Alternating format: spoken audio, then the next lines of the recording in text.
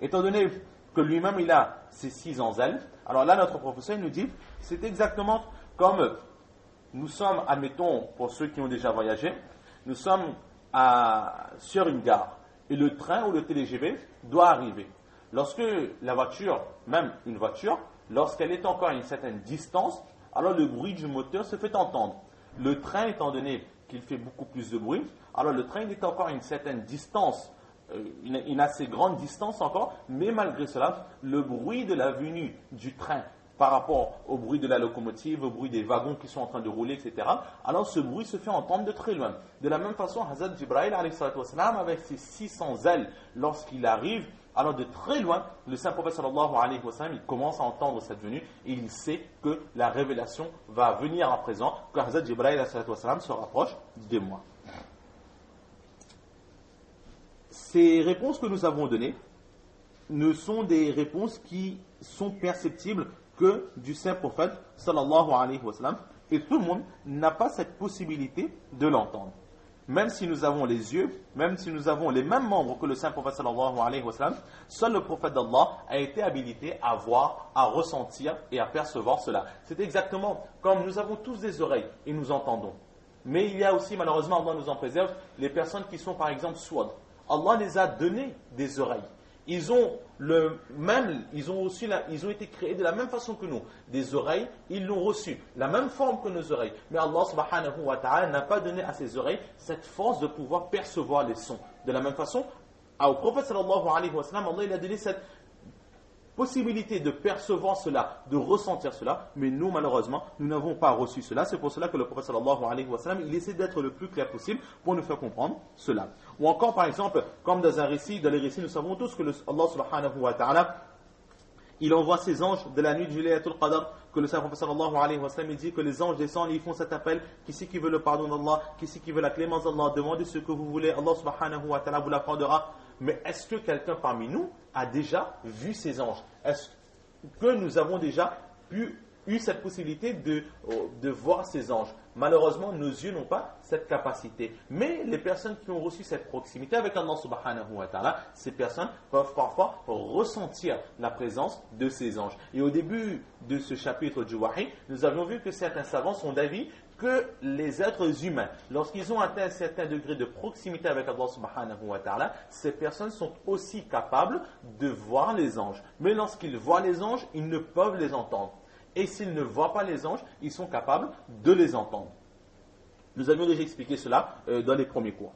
Ensuite, d'autres personnes disent que le son, donc ce salatul jaras, ce son de cloche qui se faisait entendre, c'était tout simplement un bruit qu'Allah subhanahu wa ta'ala, il faisait entendre au saint prophète sallallahu alayhi wa sallam pour lui annoncer la venue des révélations.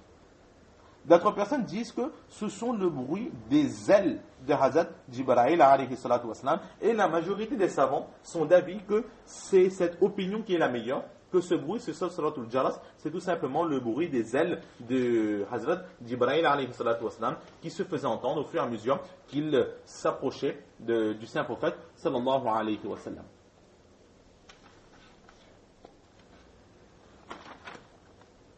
Et pourquoi est-ce qu'ils affirment cela? C'est tout simplement que dans un récit, il est dit que lorsque dans les cieux, Allah subhanahu wa ta'ala, il donne un ordre, les anges frappent leurs ailes par terre, telle une personne qui passe, qui frotte une chaîne sur un galet. Quel est ce bruit-là? Alors de la même façon, les anges, lorsque Allah subhanahu wa ta'ala prend une décision, en entendant le son d'Allah subhanahu wa ta'ala, ils vont par humilité, pour se soumettre à Allah subhanahu wa ta'ala, ils vont frapper les ailes au sol. Et le bruit que va émettre ce frappement d'ailes sur le sol est semblable à une chaîne que l'on est en train de frotter sur un galet.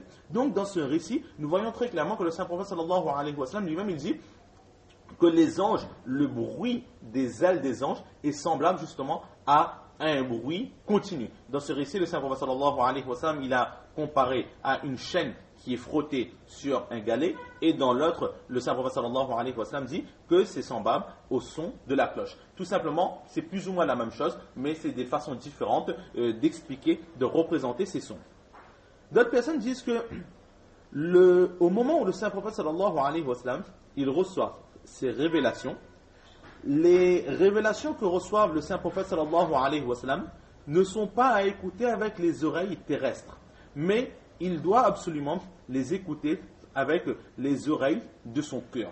C'est la parole d'Allah subhanahu wa ta'ala qui arrive, donc il doit se concentrer au maximum pour pouvoir capter et mémoriser les paroles d'Allah subhanahu wa ta'ala.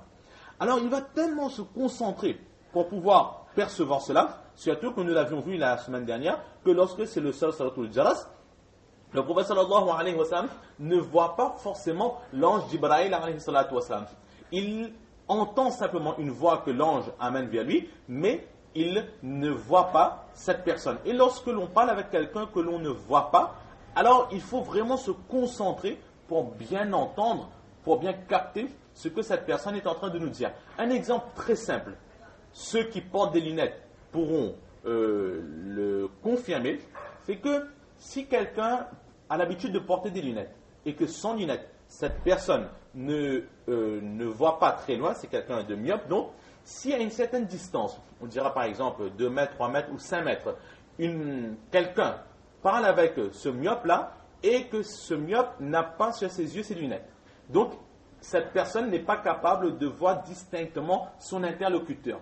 La personne parlera, elle essaiera d'écouter, mais n'étant pas capable de percevoir, Allah seul sait si c'est le visage de la personne ou si ce sont les lèvres de cette personne, alors celui qui est myope, il demandera maintes et maintes fois, qu'est-ce que tu dis? Qu'est-ce que tu dis? Il ne percevra pas clairement ce que son interlocuteur est en train de lui dire. Jusqu'au moment où il sera fatigué, il dira, attends un instant, il prend ses lunettes, il met sur ses yeux, il dit, maintenant parle. Alors ceux qui ne portent pas des lunettes ne peuvent pas forcément comprendre cela. Mais ceux qui portent des lunettes, ils sont conscients. C'est un fait, Allah subhanahu wa ta'ala seul sait quelle est la raison de cela. Mais une personne qui a l'habitude de porter des lunettes, sans ces lunettes, cette personne ne peut pas forcément comprendre distinctement, très clairement, ce que son interlocuteur est en train de lui dire lorsqu'entre les deux, il y a une certaine distance. Et de la même façon ici, le prophète sallallahu alayhi wa sallam, il reçoit, il entend quelque chose. Et ce qu'il entend, ce n'est pas n'importe quoi, ce n'est pas des blagues, c'est tout simplement les ordres et les commandements d'Allah subhanahu wa ta'ala. Donc il ne doit pas lâcher une lettre, il ne doit pas perdre une seule syllabe de ce qui est en train d'être dit. Alors c'est pour cela, étant donné qu'il ne voit pas la personne qui lui parle, exactement comme ce myope qui n'a pas de lunettes, alors il faut absolument se concentrer au maximum pour pouvoir bien capter les paroles de Hazrat Jibril alayhi salatu wassalam. Et justement, lorsqu'il va se concentrer, il va mettre toute sa force dans son lui de son cœur et la compréhension dans son esprit, cela va lui faire entendre, il va se couper en fait du monde réel, et cette coupure-là est semblable à un bruit sourd que l'on est en train d'entendre.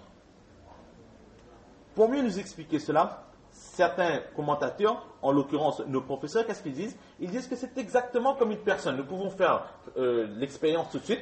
Si nous bouchons nos oreilles pour bien nous concentrer. Alors, en bouchant nos oreilles, les bruits extérieurs vont diminuer, vont s'estomper, mais nous, en bouchant nos oreilles, nous aurons l'impression d'entendre comme un bruit. Certaines personnes comparent ce bruit à un bruit de vague. D'autres personnes chacun compare ce bruit à ce qu'il veut, mais il y a comme un bruit sourd qui se fait entendre lorsqu'on se bouche les oreilles. Et lorsqu'on se débouche les oreilles, alors on a l'impression que tout est nouveau. Par exemple, nous sommes dans un endroit très bruyant, on se bouche les oreilles quelques instants, en débouchant nos oreilles, on aura l'impression que le bruit a diminué. Pourquoi? Parce que nous nous sommes concentrés sur autre chose et nous avons coupé notre ouïe du monde réel. Alors le saint prophète sallallahu alayhi wa sallam, c'est exactement la même chose, sauf que lui ce n'est pas son ouïe, mais c'est tout simplement tout son corps en entier qu'il coupe du monde réel, qui fait qu'il a l'impression d'entendre un bruit sourd. C'est ce qu'il définit par le salsalatul jaras. Et enfin d'autres personnes disent que ce bruit sourd, c'est tout simplement la voix d'Allah subhanahu wa ta'ala que le saint prophète sallallahu alayhi wa sallam est en train d'entendre. Et certains pieux disent, nous avions vu que la majorité des savants sont d'avis que ce salatul jaras représente le bruit des ailes de Hazrat Jibril alayhi salatu wassalam. Mais certains pieux contemporains, tels que Hazrat Maulana Zakaria rahmatullah alayhi qui écrit dans son livre, il dit tout simplement que c'est la voix d'Allah subhanahu wa ta'ala que le saint prophète sallallahu alayhi wa sallam est en train d'entendre. Maintenant la question se pose, est-ce que Allah il a une voix? Allah il est pur. Allah il est pur de membres tels que nous avons. Alors est-ce que Allah il a une voix? La question qui est la réponse à cette question est que notre croyance est qu'effectivement Allah subhanahu wa ta'ala il a une parole. Allah il a une voix. Et cette voix lui appartient. Mais nous ne pourrons définir vraiment comment est sa voix. Comment sont ses paroles? Allah a une parole, Allah il a une voix, mais qui n'est pas semblable à notre voix, qui n'est pas semblable à nos paroles.